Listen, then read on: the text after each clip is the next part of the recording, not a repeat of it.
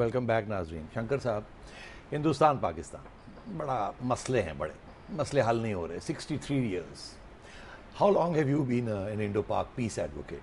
कब से आप अमन की बात कर रहे हैं और दोनों की दोस्ती कराने की कोशिश कर रहे हैं? मेरे ख्याल में सन 72 से, जबकि शिमला में मैंने देखा कि इतनी बड़ी मिलिट्री जीत के बाद, जबकि 93,000 पाकिस्तान फौजी हमारे कैद थे, तो तब इंदिरा जी ने कहा कि हम भुट्टो साहब को इज्जत के साथ उनका इस्तकबाल करेंगे शिमला में, और उनसे हम बातचीत करके कोशिश करेंगे कि उनको आश्वस्त करें, अश्योरेंस दें कि देखिए हमें कोई आप पर आक्रमण करने का, अटैक करने का कोई इरादा नहीं है, जो भी मसले हैं। मगर भुट्टो साहब के दौरान तो अमन ही रहा, कोई ज्यादा लड़ाई झगड़े तो नहीं हुए। यही तो अब देखिए कि 1965 में, फिर 1971 में क्या हुआ, उसके पहले 1947 में तो हो चुका था, और 71 से लेके आज तक कारगिल छोड़कर कोई जंग हुआ है? नहीं, जंग तो नहीं हुई, मगर हाँ, मगर टेंशन तो रही, बहुत टेंशन रहेगी जब तक कि हमारी आपसी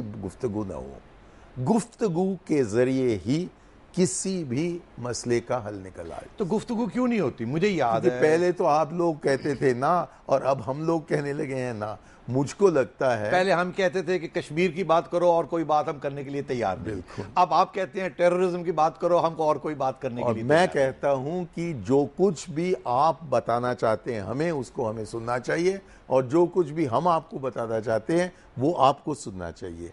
इसलिए नहीं कि मैं आपको मुतमईन करूं, लेकिन इस उम्मीद में कि जब मैं बोलता हूं आप कोशिश करेंगे समझने के लिए, सहानुभूति के साथ, सिंपैथी के साथ कि क्यों वो कह रहा है, और वैसे ही मैं भी आपकी बात सुनूं, इसलिए नहीं कि उसको टोकने के लिए, इसलिए कि उसे समझने के लिए। तो फिर मैं आपको बताता हूं हम क्या कहते हैं और आप मुझे बताएं आप क्या कहते हैं, और दोनों एक दूसरे को सुन तो लेंगे, तो उसके बाद फिर आगे भी तो बात चलानी है ना। मैं कहता हूं कश्मीर का मसला हल करें, मैं कहता हूं पानी का मसला हमारे लिए शायद बन जाए, उसके ऊपर तवज्जो दें, हमारे साथ बैठ के बातचीत करें। मैं कहता हूं ये सियाचिन को मसले हल करें, ये फौजें एक दूसरे के सामने जो खड़ी रहती हैं इनको हटाएं, तजारत बढ़ाएं। मैं कहता हूं सर क्रीक को हल करें। मैं कहता हूं ये सारी चीजें क्यों नहीं करते? मैं इन सबको स्वीकार करता हूं, और मुझे लगता है कि सन 2007 तक इन सब मामलों पर बहुत ही तरक्की हुई थी।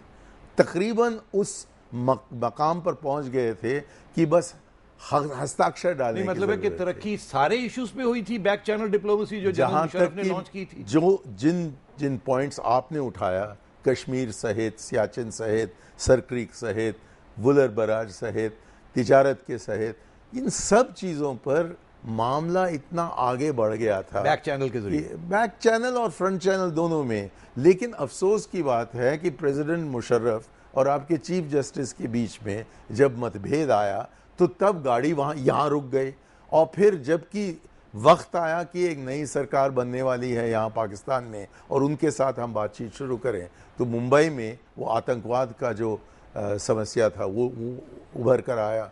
और मैं समझता हूं कि पिछले 15 महीने आप लोगों से न बात करने से हमें कुछ फ़ायदा नहीं पहुंचा है, शायद हमें कुछ हानि भी पहुंची है। चलिए उसको छोड़ दीजिए, क्योंकि अब तो कम से कम बातचीत शुरू हो गया है। लेकिन अफसोस मुझको ये है कि एक बार वो मिले, 45 मिनट के लिए आपके फॉरेन सेक्रेटरी और मेरी फॉरेन सेक्रेटरी ने बातचीत की, कुछ 1.5 घंटे के लिए डेलीगेशंस की बात हुई, फिर हमने आपको एक घटिया सा लंच दिया होगा, जहां की पाकिस्तान वफ्द ने सोचा होगा कि हिंदुस्तान के कबाब तो बस हमारे मुकाबले के नहीं है, और फिर छूट गए। और हमें किसी को नहीं पता वो कब मिलेंगे, कहाँ मिलेंगे, कैसे मिलेंगे, किस सब्जेक्ट को लेंगे। तो इसलिए मेरा ये कहना है कि यदि मैं भारत का फॉरेन मिनिस्टर होता, और इसीलिए शायद मुझे नहीं बनाएंगे, लेकिन यदि मैं होता तो मैं पहले देखता कि किस तरीके से ये जो गुफ्तगू है इसकी स्ट्रक्चरिंग ऐसे करें कि कभी भी, कि निरंतर ये चले, विदाउट इंटरप्शन। मगर आप इसमें कोई रोक नहीं होना मगर चाहिए। ये फिर कैसे एकदम आउट ऑफ द ब्लू, अब 14 महीने हिंदुस्तान ने इनकार किया, हम बात नहीं करेंगे, टेररिज्म की बात करें नहीं करेंगे, ये करें नहीं तो ये नहीं करेंगे, और एकदम रातों रात अनाउंस कर दिया कि जी हम आपको इनवाइट करना क्योंकि मुझे लगता है कि शुरू से ही डॉक्टर मनमोहन सिंह जी, जो कि जानते थे कि कहां तक तरक्की हुई है, वो चाह रहे थे कि किसी न किसी तरह इलेक्शंस वगैरह हो गए हैं, मई महीने में हुए ना पिछले साल, कि अब इलेक्शंस हो गए हैं, हम कुछ न कुछ काम शुरू करें। और वो शर्म एल शेख गए और वहाँ उन्होंने कोशिश की जिलानी साहब के साथ एक समझौता करने के लिए। और मुझे लगता है कि सबसे बड़ी गलती वहाँ, क्योंकि ट्रेन अटक गई है तब से, ये था कि जिलानी साहब वापस आकर कहने लिए कि हमने भारतीयों को शिकस्त दे दिया है। अब ऐसी बात से काम आगे बढ़ने वाला नहीं है। मैं समझता हूँ कि हमें इस किस्म के फजूल के अल्फाज न इस तरफ न उस तरफ इस्तेमाल कौन जीत रहा है या कौन हार रहा है, और फिर ये एक बात और नहीं चीज, होनी चाहिए। और फिर ये आपके फॉरेन सेक्रेटरी, सारा माहौल अच्छा था, फिर जाकर उन्होंने कहा कि जो कुछ भी हमने आपको दस्तावेज दिए हैं इस मुंबई 26/11 के बारे में सब लिटरेचर है। अब ऐसे अल्फाज का इस्तेमाल करना जरूरी है कि हमारा पॉइंट ऑफ व्यू तो भी कुछ, उसमें भी तो ग्राउंड्स है ना। जरूर हम ये कहते हैं कि शायद और एविडेंस शायद नहीं, और उसी दिन और एविडेंस दिया गया। नहीं, मैं एविडेंस की बात नहीं कर रहा। यहाँ ये शक है कि शायद ये जो डायलॉग खुला ये अमेरिकन प्रेशर के तहत खुला और इसमें इंडिया का इंटरेस्ट ही नहीं था। उन्होंने सिर्फ दिखाना था कि हमने बुला लिया और चले गए। अगर अमेरिका का रोल नहीं है और अमेरिका को सिर्फ खुश करने के लिए दिखाया नहीं गया ये, तो फिर हम ये तवक्को करते हैं कि ये बात फिर आगे जल्दी शुरू होनी चाहिए, बात आगे बढ़नी चाहिए। अब आप मुझे और अगर आगे नहीं बढ़ेगी तो फिर इसका यही मतलब होगा कि सिंसेरिटी तो आपके फॉरेन सेक्रेटरी क्यों बिना हमें ये पूछे वापस आ गए? मैं तो चाहता था, मैं उम्मीद रख रहा था, मैंने टेलीविजन पर कहा हिंदुस्तान में और शायद आपने यहाँ पाकिस्तान में देखना हो, कि खुदा के वास्ते एक दूसरे से छुटने के पहले बताइए कि इस गाड़ी को आप कैसे आगे ले जाने वाले हो, किस दिन मिलने वाले हो, कैसे हम इसको जारी रखें। चले, आपने ये तो सही कहा कि जी क्योंकि प्राइम मिनिस्टर गिलानी ने कह दिया हम जीत के आ गए शर्म एल शेख से, और doctor Manmohan Singh under pressure आ गए, जीत हार वाली बात, तो वो पीछे हट गए। हमारे अब जो इनिशिएटिव लिया, तो फिर की बात आगे क्यों नहीं बढ़ी? ये क्या बात हुई कि सिर्फ टेररिज्म की बात ही करनी है, दूसरी बात नहीं करनी? किसने कहा कि नहीं किया? नहीं, वो हमने टेररिज्म के बात उठाया, लेकिन जब डेलीगेशन मीटिंग हुई और आपके फॉरेन सेक्रेटरी, मुझे नहीं पता कि उन्होंने हमारे फॉरेन सेक्रेटरी को क्या बताया, लेकिन वो सारा हमें रामायण पढ़कर बताते। हमें कोई इतराज नहीं है आप लोगों से बात करने में, लेकिन मुझको लगता है कि इस वक्त पर बजाय ये कहें कि कंपोजिट डायलॉग हो, नहीं तो कोई दो डायलॉग होगा, या हमारे तरफ से हम कहें कि पहले और बस वाहिद टेररिज्म पर ही हमारी बात होगी, दोनों को छोड़ना चाहिए। मगर हुआ तो यही नहीं हुआ, नहीं ऐसे ही हुआ। अच्छा, देखिए आपकी अखबारों की ज्यादा जानते होंगे, नहीं, क्योंकि आपकी रिपोर्ट्स अखबारों की ये हैं कि आपकी फॉरेन सेक्रेटरी ने कहा हमने 80% टाइम टेररिज्म की बात की, और हमारे फॉरेन सेक्रेटरी कहते हैं हमने 80% टाइम कश्मीर। तो मतलब कि जो निरुपमा को समय मिला, ये 45 मिनट की बात है, 22 मिनट में उन्होंने से 80% इस्तेमाल किया ऐसे, और ये हमारे तो फॉरेन सेक्रेटरी आपके, उनको 22 मिनट मिले, उसमें 80% तो क्यों नहीं? अगर ये अगर सिंसेरिटी थी बुलाने की, तो थोड़ी बात को आगे चलाना चाहिए था। आगे ये तब तक नहीं बढ़ेगा जब तक कि दोनों मुल्क में